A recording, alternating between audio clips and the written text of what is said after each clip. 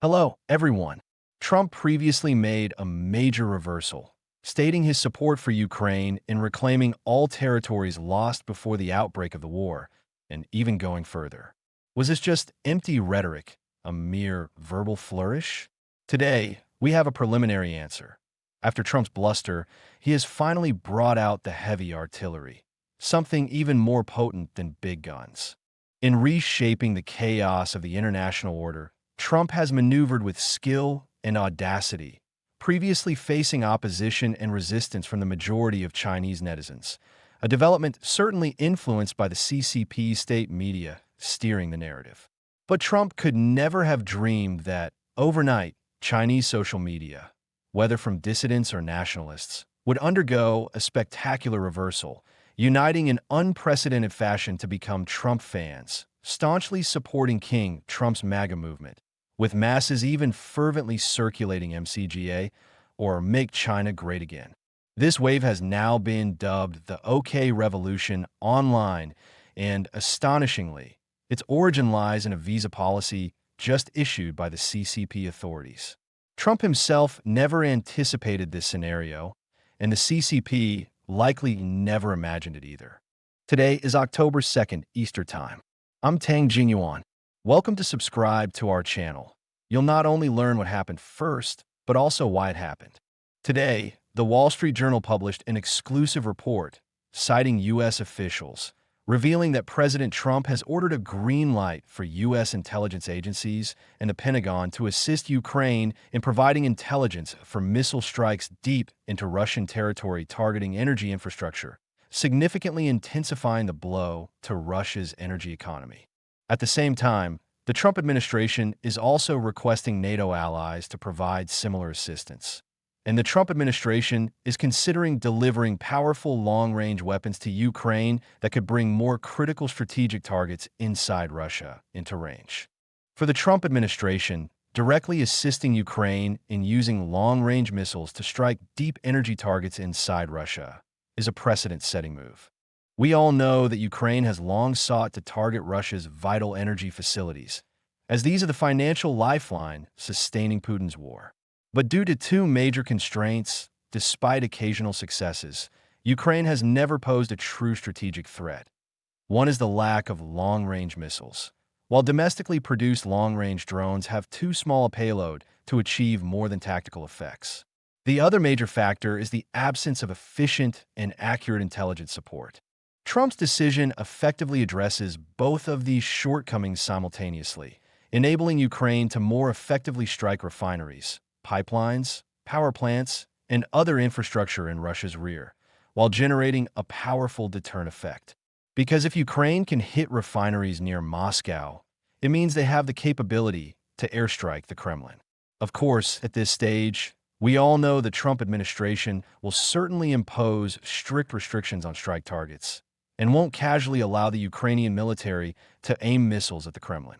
So, everyone is surely curious about what kind of high-powered long-range weapons Ukraine can obtain from Trump's hands.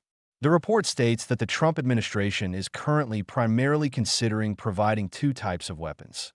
One is the Tomahawk cruise missile, with a range of about 500 miles, and the Barracuda, along with other U.S.-produced ground and air-launched missiles.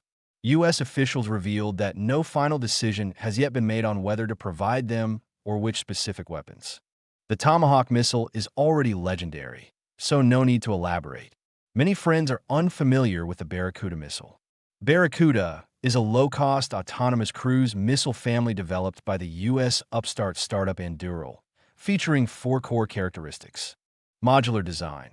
The missile employs a Lego brick-like modular design, facilitating disassembly, assembly, maintenance, and rapid upgrades. 2. Extremely low manufacturing cost, only about 30% of comparable missile systems, with parts count and production time reduced by around 50%, and a manufacturing process akin to an automotive assembly line, particularly suited for ultra-large-scale production. Integrated AI technology, offering high autonomy, capable of collaborative operations with itself, other Barracuda missiles, or aircraft, and executing complex swarm attack missions. 4. Diverse launch platforms. Launchable from attack helicopters, transport aircraft, fighters, and ground launchers, covering sea, land, and air, making it extremely difficult to intercept. This missile currently has 3 variants, with only one possessing long-range strike capability. The Barracuda 500, with a payload exceeding 45 kilograms and a range over 900 kilometers, a unit price of just $210,000, only 1/9 to 1/10 that of the Tomahawk. It is precisely these disruptive features that position this missile as a revolutionary weapon system. Even more sensitive is that the Barracuda 500 cruise missile is actually a joint development between Anduril and Taiwan's military-affiliated National Chung-Shan Institute of Science and Technology, (XIST). Just in mid-last month, the missile made its debut at the Taipei International Aerospace and Defense Technology Exhibition, where Taiwan's XIST also told media that, through technology transfer, it plans to achieve mass production of the missile in Taiwan. So after all this detail, what does it mean? It means the Trump administration's consideration of providing Barracuda missiles to Ukraine carries multiple intentions. 1. The Barracuda began flight testing in September last year and achieved preliminary finalization by July this year. As the latest weapon, it clearly needs battlefield validation, and deploying it on the Russo-Ukrainian front is ideal. 2.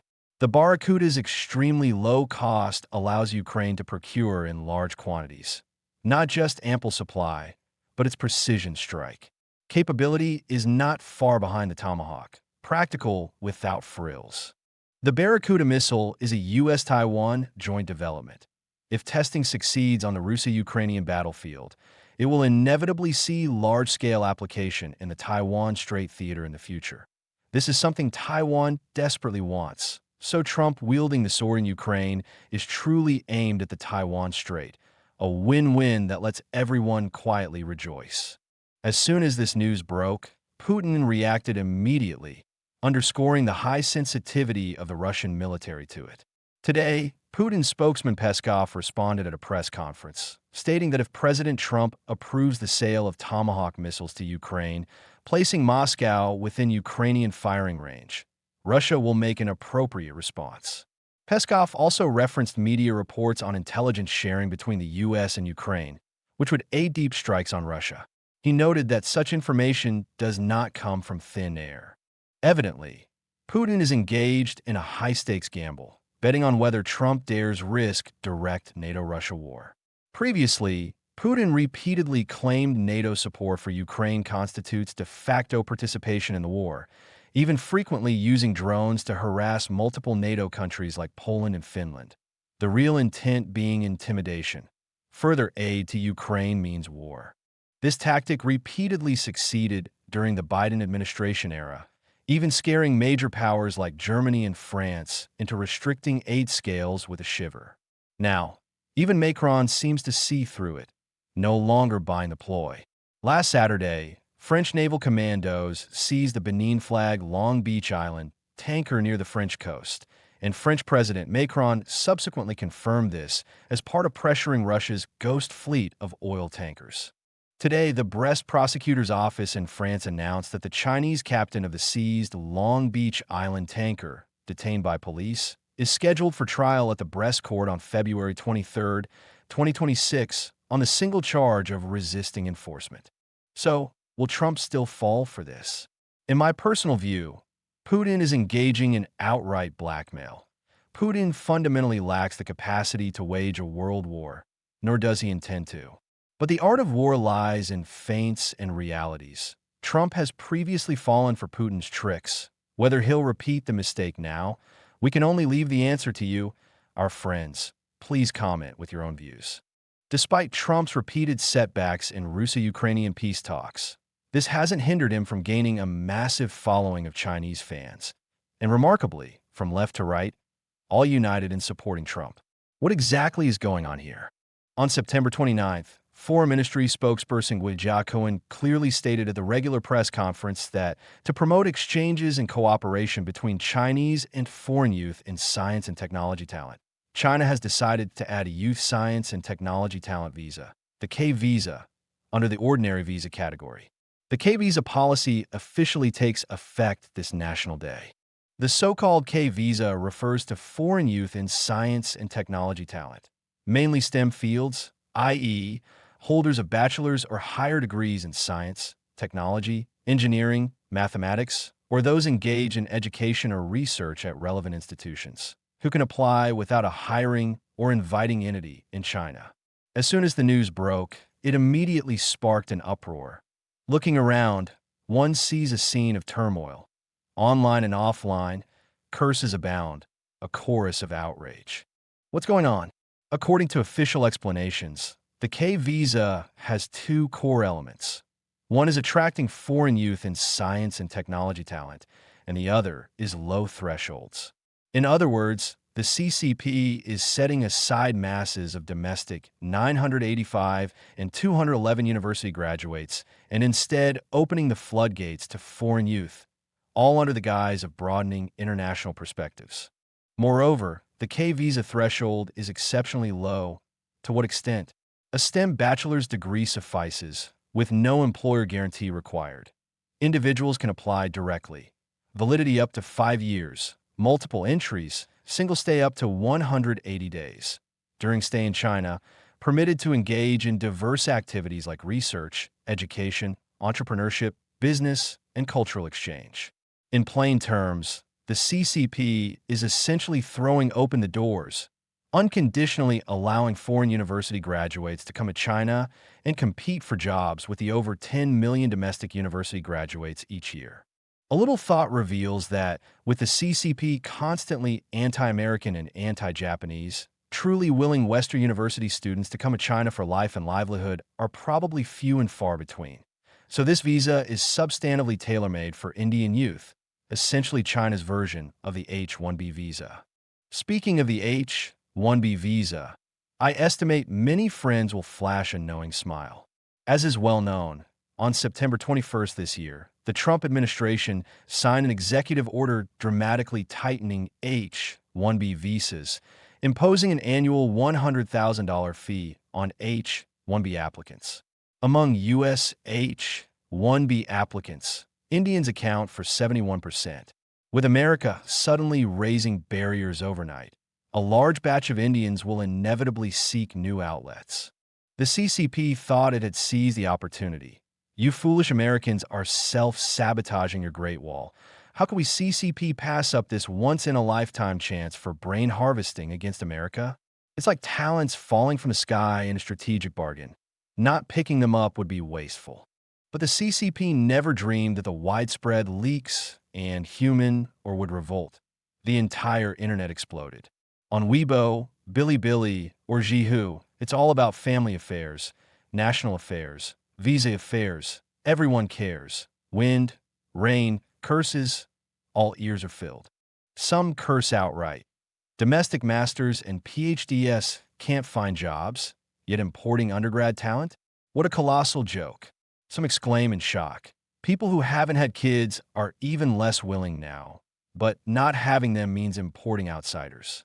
Oh God, a death spiral. Others satirize. National Day, we can hang the Indian flag. Even more extreme, some launch petitions. I'm Chinese, I oppose the K-visa. See you at Tiananmen Square for OK gestures on October 1st. Bilibili netizens directly storm the gates, targeting Xi Jinping. Didn't understand before why the Sui dynasty collapsed. Everything seemed fine. Now I get it. A mad emperor is truly unsalvageable. Even funnier, a horde of pinko leftists refused to buy in.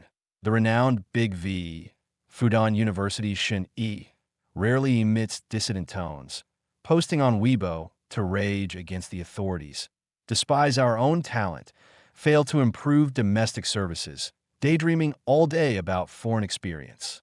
A little pinko cries out, home has been stolen.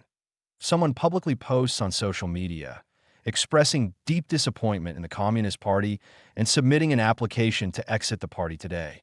Even many openly warn that if authorities don't turn back, the only path ahead is the historical cycle rate. A single visa decree unexpectedly yields resignation from the party and even dissident effects. It's left me utterly dumbfounded. despite authorities' emergency firefighting, deploying Xi for another high-wire defense. People's Daily immediately issuing commentary for urgent whitewashing, claiming a 30 million talent gap in China's manufacturing. But unluckily, netizens immediately unearthed People's Daily's April 2024 Overseas Edition report titled, "Over 5 million STEM graduates annually, leading globally," instantly slapping its face swollen. The outcome is easy to imagine. Furious netizens, in a rare left-center-right grand alliance, began flooding Weibo with images of CCP soldiers killed in the China-India border clash just 2 hours before the K visa's effective date, full-screen barrage comments of "die with eyes open."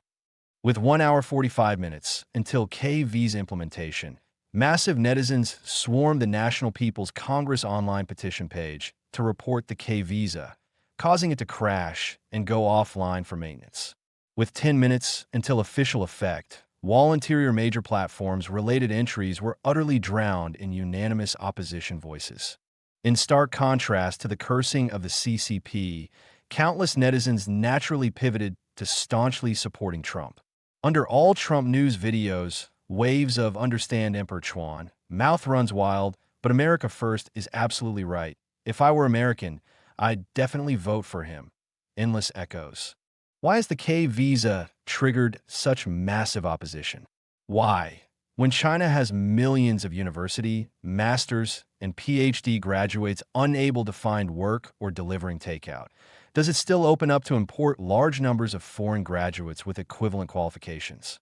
The K visa precisely strikes China's current societal Achilles heel: sky-high youth unemployment. Official data is all smoke and mirrors. True unemployment is assessed by overseas professionals at least 50 to 60%. If the vast unemployed youth cohort is dry tinder everywhere, the K visa is the match. If hordes of Indian and Russian youth leisurely occupy ideal jobs, China igniting an anti-foreigner tide and thence massive unrest is probably imminent. The CCP's calculus is simple. Opening the K visa allows picking up the peaches left by Trump's H-1B tightening, harvesting a batch of Indian software talent, while signaling goodwill to Modi, wooing India for geopolitical dividends. This is the classic CCP playbook of whatever enemies oppose, we must support, with the cries of the masses of leaks and human or never entering their considerations. From outside, it looks so stupid, but in their mindset, it's logical. The party's safeguard to ensure the Red River Mountain remains unchanged. The CCP has never been a normal regime. If you engage them seriously on common sense, you will surely lose.